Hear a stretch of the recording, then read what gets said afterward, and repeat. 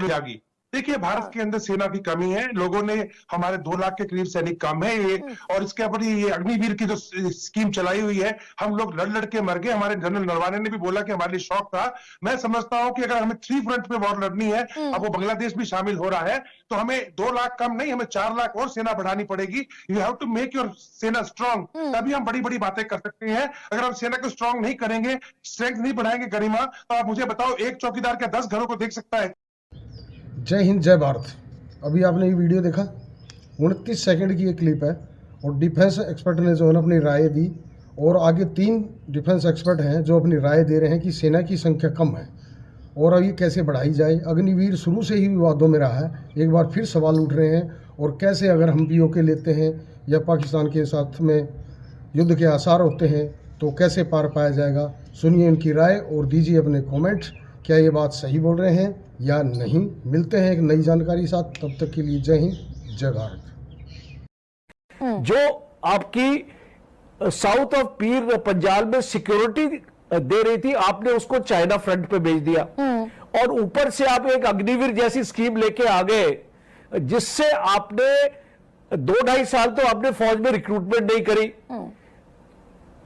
2 लाख आपने फौज में इसको डेफिशिएंसी क्रिएट करी, और उसके बाद आप जो आपका एक रिक्रूटमेंट का रेट है, जब आपके 60,000 फौजी हर एक साल रिटायर होते हैं, आप उसमें से 42,000 आपकी रिक्रूटमेंट हो रही है। तो सर, ये जो गुजरात के व्यापारी जो मृतक की पत्नी है, उनका जो सवाल है बड़ा वैलिड हो जाता है क्या कि नहीं, हम तो हमारे पास स्टैंड ऑफ कैपेबिलिटी है, हमारे पास में अपाचे अटैक हेलीकॉप्टर है, राफेल है, इसी को स्टैंड ऑफ कैपेबिलिटी कहते हैं कि हम अपनी जगह से रहकर दुश्मन के उन 40, 50, 100 जो भी लॉन्च पैड है उन्हें तबाह कर सकते हैं। पीओके को लेने का इससे बेहतरीन टाइम नहीं है। और सारा विपक्ष अगर एकजुट है तो यहाँ भी किसी को विश्वास में लेने की बहुत बड़ी आवश्यकता दिखती नहीं है। सब कह रहे हैं शाना बशाना सरकार के साथ खड़े हुए हैं, सरकार जो एक्शन ले हम साथ हैं।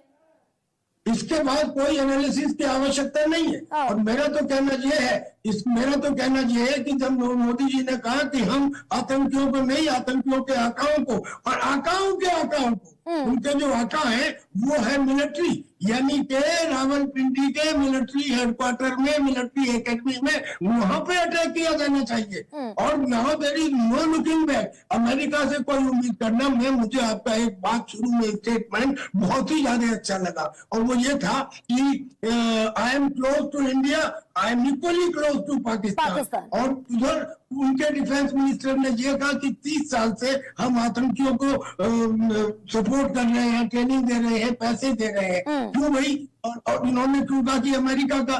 दरअसल में the western countries do not want Hindustan to rise, hence Pakistan is not a nation, but it is a weapon of the Western countries, particularly US and UK. Sir, कितनी शानदार बात आप कह रहे हैं। Very much sir, I am very much glad कि जो बात ख्वाजा आसिफ कहता हुआ दिखा रक्षा मंत्री की, हम तो वेस्टर्न कंट्रीज के हाथ में खेल रहे हैं, अमेरिका के, ब्रिटेन के हाथों में हम खेल रहे हैं, उनके इशारे पर 30 साल से गंदा काम कर रहे हैं।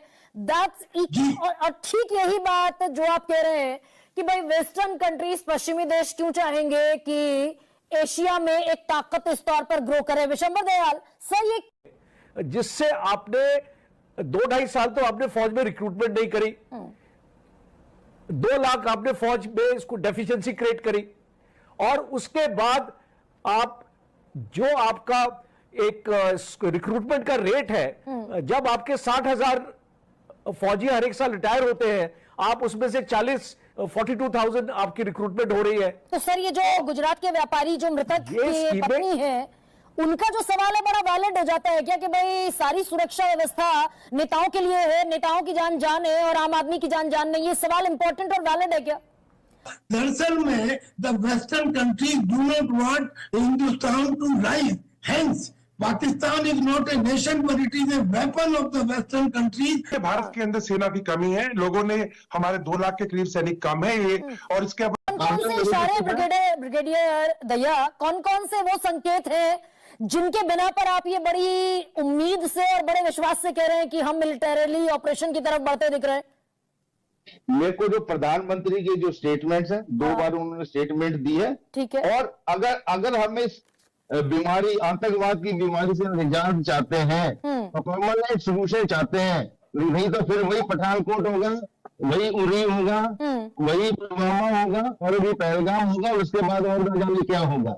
अगर इस चीज से हम परमानेंट निजात चाहते हैं तो हमें पाकिस्तान को सॉर्ट आउट करना है, और लाइसेंस प्रॉपर, और इसके अलावा इसका कोई इलाज नहीं है। अच्छा, ये सारे इशारे कि भाई आसिम मुनीर ने अपनी फैमिली को, आर्मी चीफ जो है पाकिस्तान का, अपने परिवार को पाकिस्तान से बाहर भेज दिया, बाकी जितने भी एस्टैब्लिशमेंट हेड हैं उन्होंने भी अपने बच्चों को पाकिस्तान से बाहर भेजना शुरू कर दिया है, ये सब पाकिस्तान की इंटरनल सिचुएशन को जाहिर करता है क्या? डेफिनेटली पाकिस्तान की इंटरनल सिचुएशन को जाहिर करता है, और पाकिस्तान की लीडरशिप के मॉरल्स को जाहिर करता है। हाँ। कि वो पहले अपना घर बचाने के चक्कर में है, ना कि देश बचाने के चक्कर में